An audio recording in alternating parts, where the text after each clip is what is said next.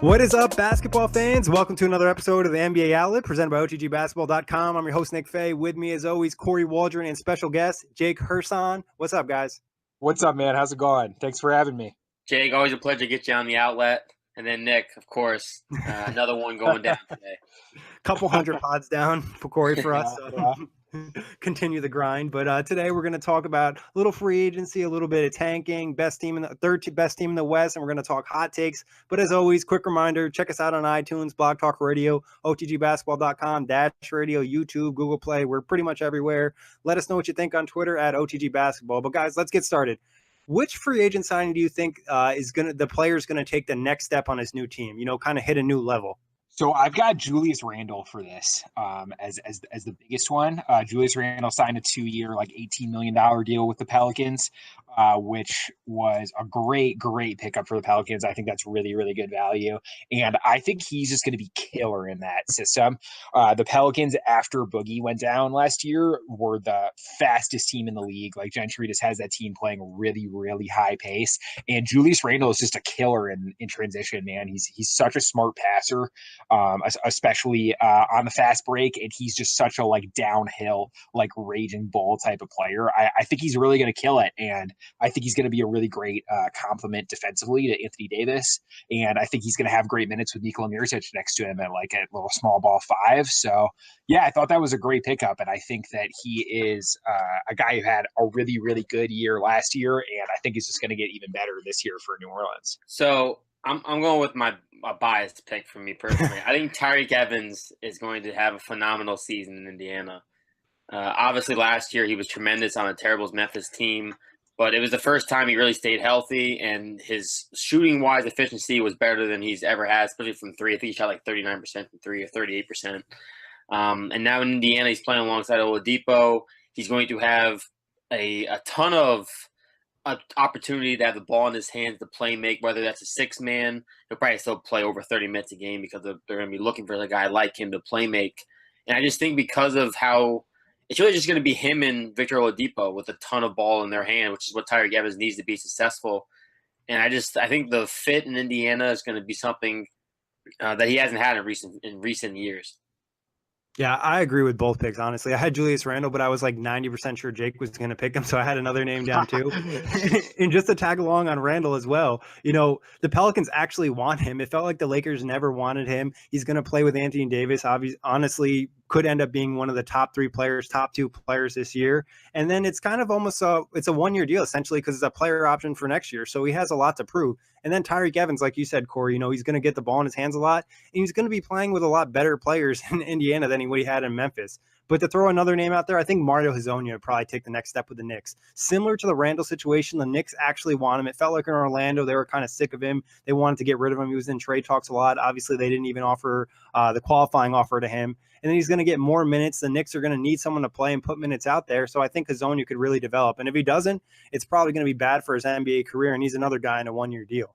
Do you guys think it's realistic that I agree about Hezonja, by the way, but on Tyreke Evans, do you guys think it's realistic to expect him to be better next year, though? Because he was just his stats took such a big leap last year, and his shooting was so uncharacteristically good. Do you really expect him to take another step forward?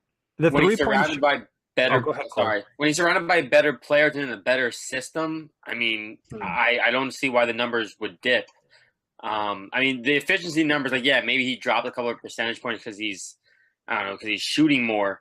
But, the players around him are going to be so much more talented. And if he gets chemistry right off the bat, I don't know. I don't see why necessarily they would dip unless he all of a sudden can't shoot again. I think the one thing that I'm looking at for Tyreke Evans is a 3-point percentage. Obviously, going to last season, he wasn't ever known as a 3-point shooter. He shot really well from 3 last year. I think from a playmaking perspective, he should be able to be a little bit better just because of better pieces around him. But I kind of agree in the fact, Jake, that the shooting is what's going to be kind of keeping an eye on. Is he going to be able to be as efficient, having the ball in his hands less as well? Obviously, he'll still be playmaking, but he'll probably get some minutes with Oladipo. So obviously, adjusting without the ball is going to be something to look at too.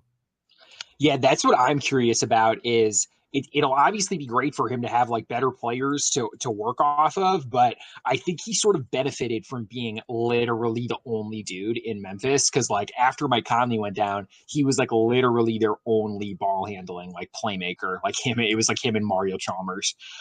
So like he just got to do whatever he wanted and he got to cook. So like now that he's going to be playing with like some other guys who need the ball and playing some like real competitive basketball, I've just got a couple concerns about like him sort of regressing to more like New Orleans Tyreke, but I still like the signing a lot either way. Yeah, I think the shooting numbers, like I'm just really curious about the 3-point thing. You know, we've seen guys have good shooting numbers from three, and then all of a sudden the next year they kind of dip back to their average, or they kind of get a little bit higher, but not as good as the year before. They really just wanted a like supercharged Lance Stevenson. Like Tyreke Evans, I feel like is what everyone in Indiana kind of hoped Lance Stevenson would turn into, and it just never became that. So then they decided to go with a guy who's somewhat proven it.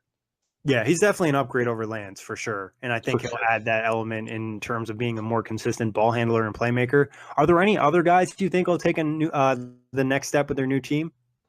Yeah, I think James Ennis, who signed with the Houston Rockets, he's definitely going to have the best season of his career. I mean, if you look at his shooting numbers, he has really only had like the one good year as a shooter, but I believe it was one of his years in Memphis, and that was like the only year he's played with Mike Conley, who's like a really good point guard who got him really good shots. So now he's going to be playing with, you know, two like Hall of Fame point guards in Chris Paul and James Harden. So I think he's going to be getting the best shots of his career. He's also such a great defensive fit on that team for what they want to do. So I like him, and then a couple other guys who I think are going to have nice years are Seth Curry and Shabazz Napier. I like Seth Curry signing a lot. I think he's a perfect kind of fit for that guard-focused Portland Trailblazer team. You go ahead, Nick. You hop on in there. I know you were ready to shout out. I love Ennis as well. I think the fact you go with playing with James Harden and Chris Paul, two guys that are known to make their teammates better, and it's just going to be he's going to have a defined role on it would be a championship team in most years of the Warriors. But now, you know, playing with those guys, I think he'll take the next step. And I think Curry, you know, it's going to be interesting if he can stay healthy. You know, that's like been the major concern of his career. If he can stay healthy, he'll be a nice off-ball guy. And Shabazz, I love hearing anything positive about the Nets. So I'm hoping Shabazz, and I've kind of brought this up on the Buzz. You know, I think Shabazz might actually be a really nice complement of playing next to D'Angelo Russell, where some of the other Nets guards and Dinwiddie and LeVert like the ball a little bit more, where Shabazz can kind of play that point guard position and play off-ball. And he shot a pretty good number from three last year, too. Defensively, that is a nightmare.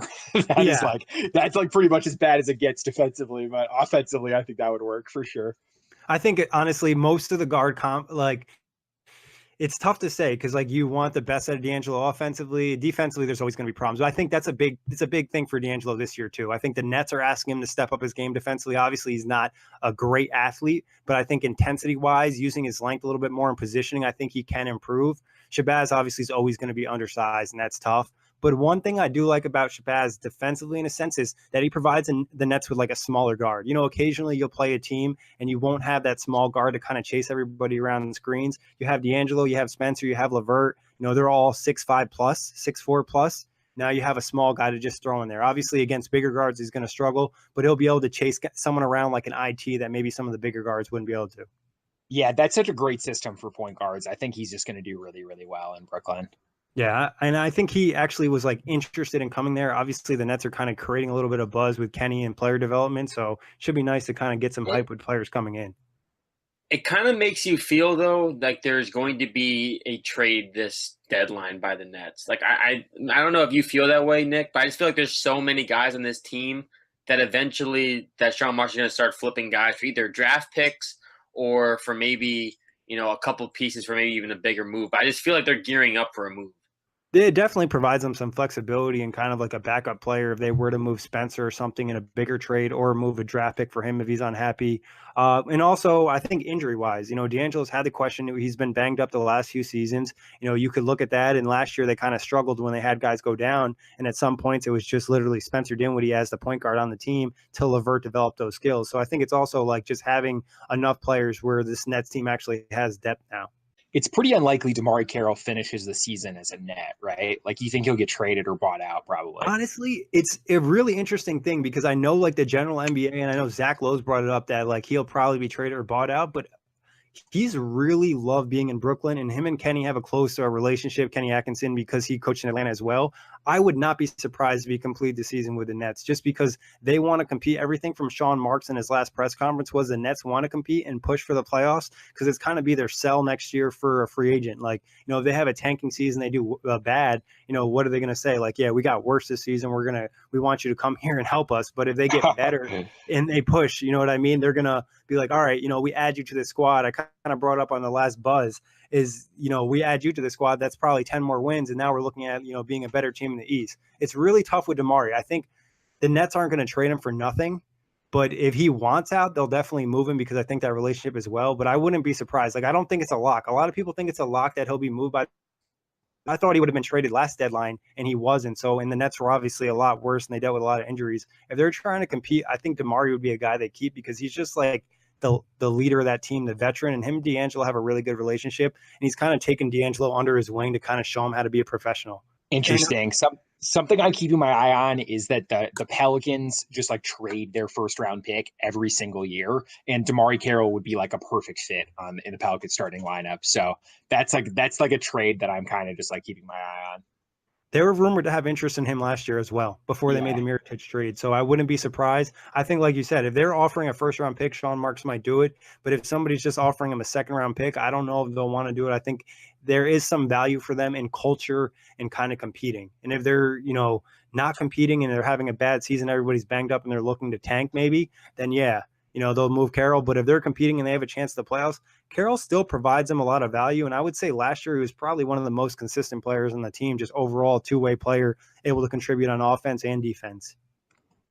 I mean, DeMarre Carroll has been a completely different player than who he was in Toronto. I mean, I remember seeing a highlight reel of him bricking shots in Toronto. And then he's completely flipped the script. I mean, we're talking about a guy who, if he got traded last year, was probably going to get a first-round pick for the Nets. Yeah, and the Nets got a first and second-round pick trading for him. He's given a lot of credit to the Nets performance team for helping him get his body right. He's been on a couple of podcasts, and he said pretty much the entire time he was in Toronto, he wasn't healthy. Damn. So it's always something to keep an eye on. Like I said, Jake, I honestly wouldn't be surprised anyways, but I don't think it's as much of a lock as people are making it seem, because I think Carroll provides the Nets with value, not only on the court, but off the court too. And culture is really a big sell for them. I think Sean Marks has also mentioned just being, they're one thing they can't control. They couldn't control the draft picks the last few years, but they can control the culture. So that's something I think they value. Interesting. Talking about tanking, though, which teams do you think are a lock to tank this year? I mean, for me personally, the only team I know right off the bat for sure would probably be the Hawks. What are you guys thinking? So I think a team that's probably going to enter the year like thinking that they're going to be pretty competitive and then end up tanking pretty hard is the Magic. I mean, they're obviously like, I think those guys are probably pretty realistic about where the team's at. Like, they were very bad last year. They didn't do that much to get better, but I don't know. I think it's going to be worse than they realize. Maybe I think they're probably going to be the worst team in the league, either them or the Kings, mainly just because they're completely lacking in offensive talent, like especially in the guard department. So I think they're going to be a real train wreck, and that they're probably going to be. I would expect to try and like sell off Nikola Vucevic for like what I can just get the best player on the team sort of out of there and like get like lose even more games. Like, I think it's going to be that type of season for them. Yeah, I mean, the Hawks are for sure my favorite for this, but we all knew that going into this. The Magic would probably be a close second. I like what you just said, Jake. I think this is a team like Evan Fournier. We saw him, possibly dealt last year at the deadline. I wouldn't be surprised if him and Vuvacek, whatever the hell. I hate European last names. I'm terrible with it. I wouldn't be surprised if both those guys get moved. And then, this team just still has a weird assortment of players. Like, Mo Bamba's interesting. If Jonathan Isaac's healthy, he's going to be fun to watch. And then I think the Kings are just hovering around because they're just – I don't know what to think of the Kings roster. Like, there's some players on that team I like, but then, like, at the great scheme of things, I just don't see it. But the sucky thing for the Kings, I believe they don't have their pick next year. So if they tank, it's just like, it's not terrible. Don't the Celtics have it? Yeah, I believe it's probably the Celtics. Orlando is a team, I agree, Jake. I think the lack of point guard, the lack of playmakers and creation on that team is going to get really rough, and they could also sell off some pieces. I wouldn't be surprised if the Knicks tank. If there's like word that KP is not going to come back or they decide that Porzingis is going to sit the whole year, it would make sense for them to tank and add another piece of talent to that team. They're sort of in the same boat as the Nets, though, right? Where they might be thinking like we might try and sign a free agent next year. Like we might have a shot at Kyrie, so we don't want to be like a total train wreck. I would say for the Knicks, they could get away with having a tanking season because they could be like, all right, we sat Porzingis the whole time. Now we're going to bring Porzingis back. He's the type of player that can really change the team. I mean, you kind of look at the Knicks last year. They were on the almost competing for the playoffs in a sense. I think they're floating around that range, and then they lose him and they just go to being terrible. So I think they could use that as an excuse, but I wouldn't be surprised, like you said, if they want to compete and kind of next year's free agents, like, all right, we're going to be pretty good. We add you, we'll be in that next step, and maybe we're an Eastern Conference contender. Yeah, I wonder if they're gonna trade Courtney Lee. I think his contract's expiring now, right? I have to double check that, but it might have one more year on it because I think that's one reason that they're looking to move him so they could have even more cap space next offseason. Obviously, I think one thing they're probably looking at is trying to deal with the Joakim Noah situation, open up more space. But I don't know. Yeah, they might just have to move him. He's one of my favorite players that like get moved to the Knicks. I wouldn't be surprised if he's dealt. Let's see. Courtney Lee, he does have one more year on the contract after the season. So it's 12.2 this year and then 12.7 the next year. So I wouldn't be surprised if they moved him. It's not a bad price for him either, and he can kind of fit into a lot of different teams.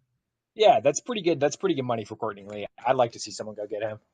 And honestly, other than Kristaps, he's probably been one of the more consistent players on the team the last few seasons. So I think it would make sense to move him. Yeah. Other than that, they got Tim Hardaway on the books, which I don't think they're going to move. I don't think anybody wants that contract anyways. Other than that, they have pretty clean books for the next few years. Aside from Joakim. Yeah, other than Joakim, who I would almost literally the worst contract ever given out in the NBA. But other than that, they've got great books. Honestly, what's worse, Joakim Noah, Luol Deng, or Timothy Mozgov? Which contract's the worst? I'm going to go. Yeah, I was going to go with Joakim just because he's also starting. Him and the coach are fighting at practice. I think that's the worst. As bad as Mozgov was or Luol Deng, they haven't really started any altercations.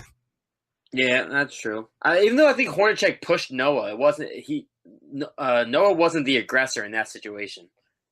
I'll say this though. Usually, if someone's going to push somebody, there's a reason behind it. Like I'm sure they were kind of bickering. Oh yeah, I'm sure he wasn't innocent in it. Yeah, but honestly, Luol Deng's a really interesting situation. I wonder how much he can even play anymore just because he hasn't stepped. I did not. I saw the ones that he wanted to play in something like a few days ago, but I didn't see anything. Maybe that's what I saw. I just know that he said that he wants to play. He doesn't want to sit out. Like he's here to play. He wants to earn. So. I mean, they could technically buy him out if it helped him in some cap situation, but I don't know. Any other teams you guys think will enter the tanking race? Dark Horse Grizzlies, because I feel like someone's going to get hurt again. I could see the Cavs if Kevin Love gets hurt. Kevin Love's like sneaky, like super, super injury prone. So if he gets hurt, I mean, I think that team's already going to be awful. But if he gets hurt, it's really going to be like a pretty untenable situation up there. Like I know they want to win and try and make the playoffs, but the team's just too bad. And if Kevin Love goes down, then I could see them tank pretty hard. And they really could use some young talent. Oops, sorry. Another dark horse team would probably be the Bulls. Because that team's not going to play any defense to start, and God forbid, knock on wood, anybody else got hurt. I mean, I just don't think that team has a lot of talent on it to begin with. Yeah, I think there's a couple teams where you could look at one injury could really change their scheme of things, and they go from wanting to be competitive to wanting to tank.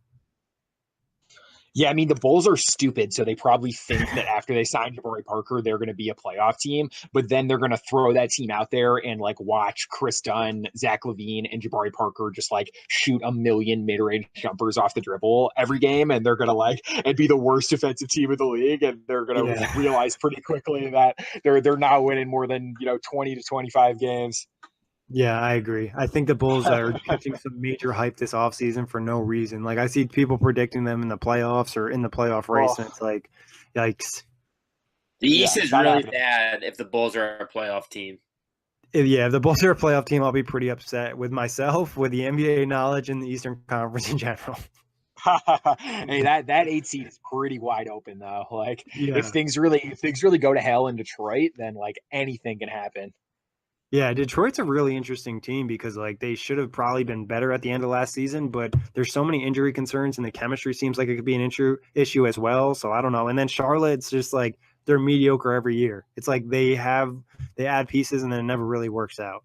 The Hornets are like the ideal look of a small market team. Like they have one or two stars or like all stars, and they just don't get anywhere near like where people want them to be, which is like what I think is like a 7 seed at best. Going on a positive note, obviously Golden State is the clear-cut number 1 team in the West, and I think most of us would say Houston is the number 2 team in the West. What would be your third best team in the West? All right. So anyone out there following the Off the Glass hot take marathon, I think you know where I'm coming from on this one. The New Orleans Pelicans are going to be the third best team in the West, in my humble opinion. I think that I think anybody who doesn't realize how good this team is going to be is severely, severely underestimating Anthony Davis. I think he's the third best player in the league right now. I think this is going to be the best season of his career because this is going to be the first time that he's playing center full time and also has the right personnel around him in order to maximize those minutes at center. He's not going to have Dante Cunningham playing power forward next to him anymore. Like that's going to be Julius Randle. That's going to be Nikola Mirotic. This team's depth is sort of quietly like just as good as most of the other Western Conference teams in this tier, and their top shelf talent of Anthony Davis, Drew Holiday, Nikola Mirotic, they just fits together so well. I really think this team is going to be great on both sides of the floor. They were really great defensively last year after DeMarcus Cousins went down, and I think the addition of Julius Randle is just going to help that. And I really think that just having Anthony Davis puts them head and shoulders above the rest of the conference, besides obviously the two like juggernauts up at the top.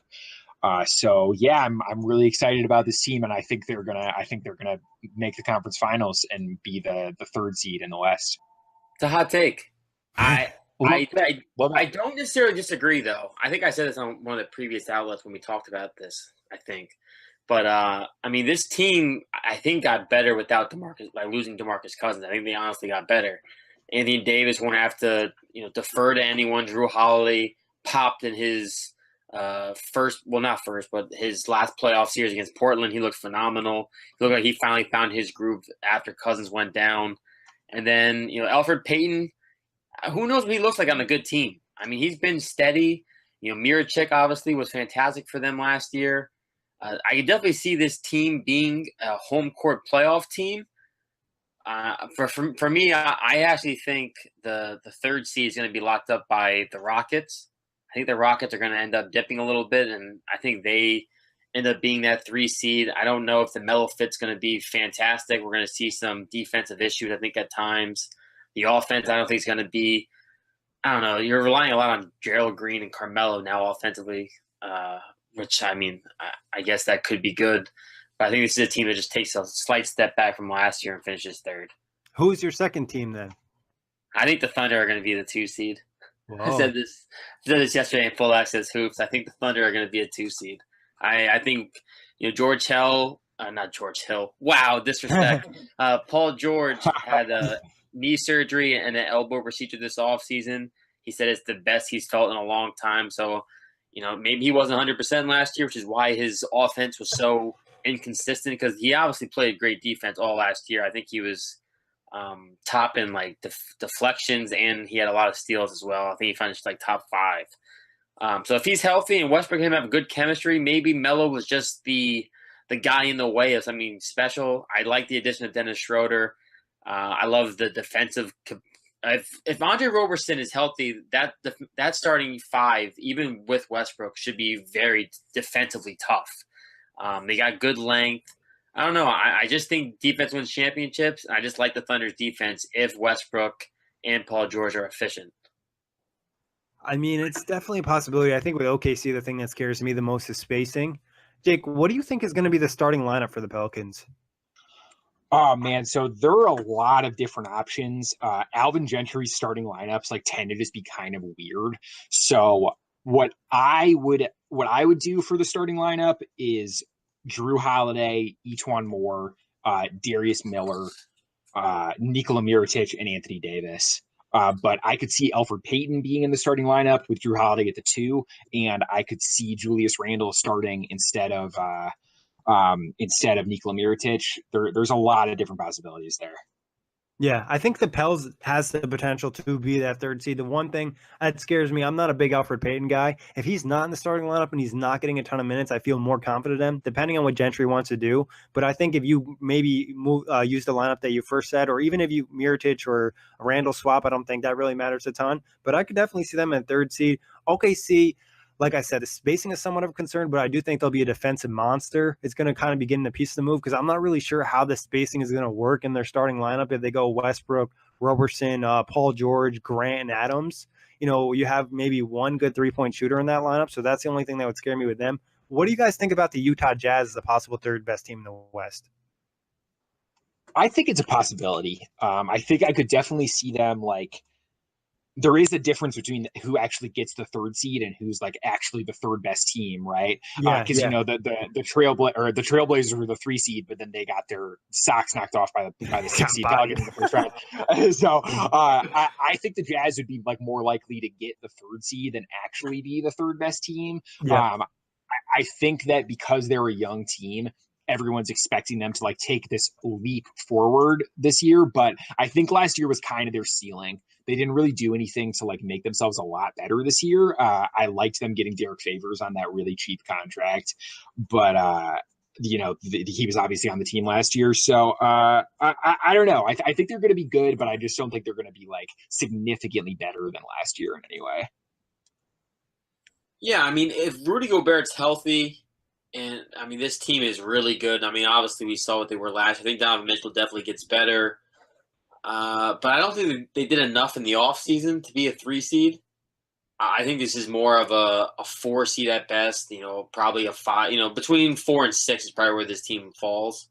The offense didn't get that much better.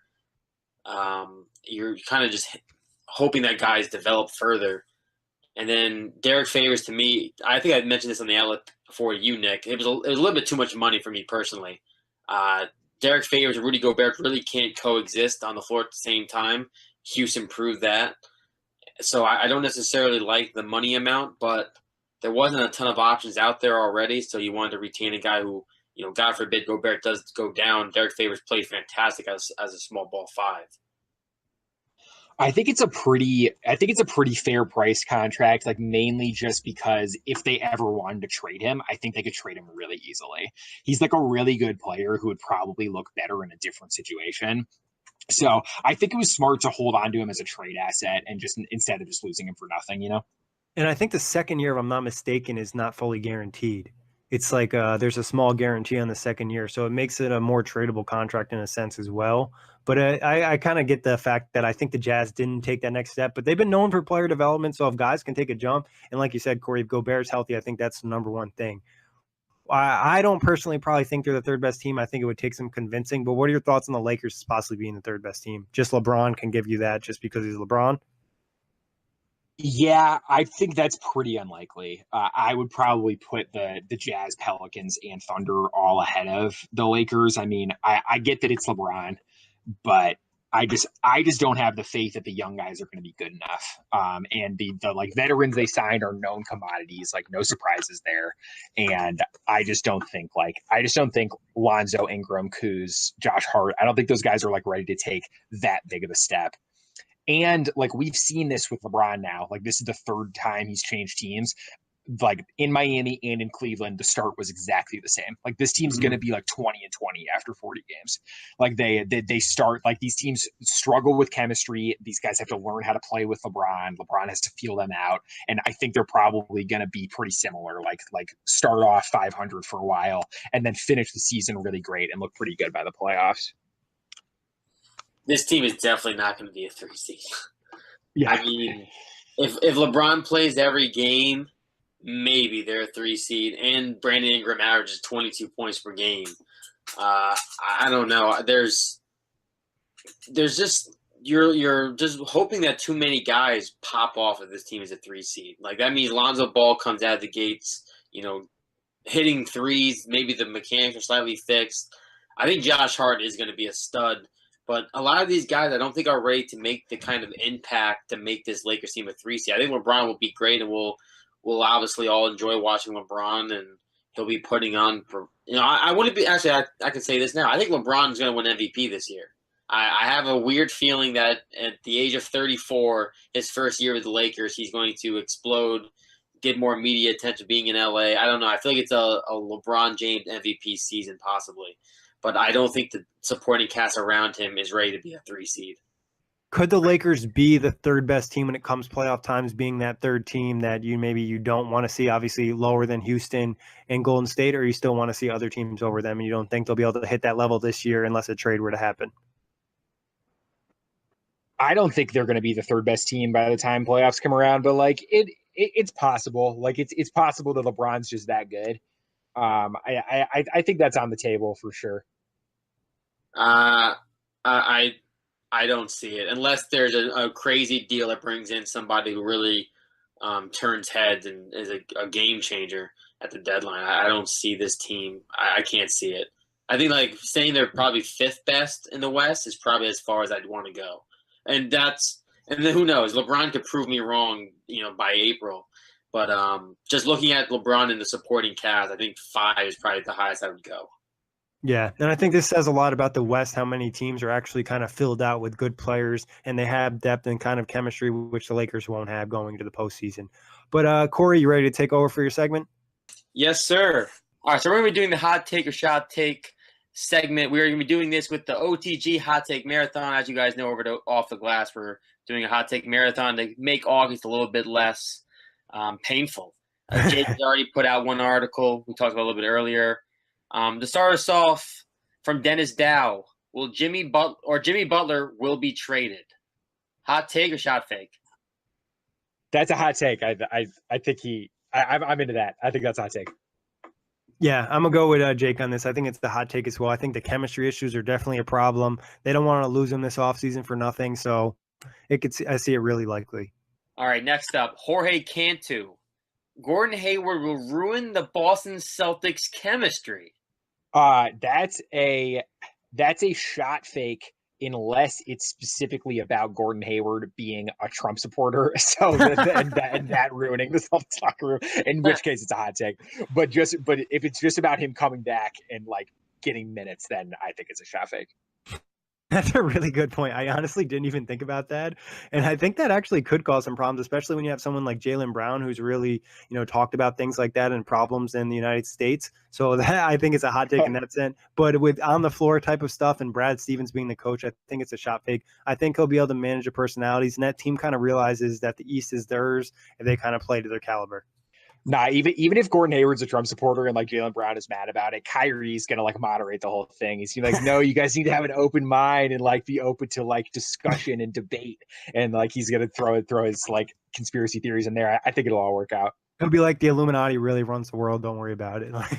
yeah, exactly. It's all I the think same, the world man. is flat, guys. Everything is possible. From Jack Manuel, OKC is Golden State's biggest challenger out west. I go shot fake. I think it's still the Rockets because I don't think the Thunder have the shooting to hang with the Warriors, and 2, I don't think the Warriors will ever lose to Westbrook. Like, you're just like, if you're gonna beat the Warriors, you're gonna have to get like their B game, and they're gonna bring their A game whenever they play against Westbrook. So shot fake. Yeah, I hate that I'm agreeing on all these, but I agree. Shot fake, just the same thing. They almost play into Westbrook, and they're like, all right, Westbrook, yeah, you can drop all these points or do your thing, but your teammates are going to struggle. You guys aren't going to score enough points, or we're just going to really take advantage. And I think offensively, the Warriors can just put up so many points. And OKC is great defensively, but against the Warriors, you really can't stop them.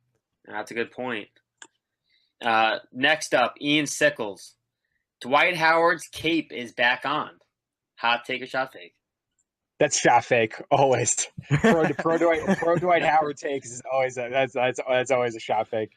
I honestly don't even need to answer this one. Most people who listen to the show know how I feel about Dwight, so it's a shot fake.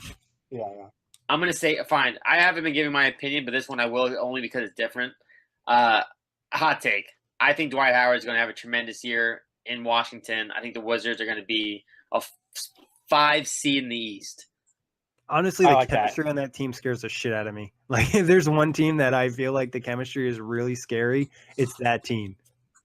It can't get any worse, though. That's the one. I don't know. Have you read the stories about Dwight?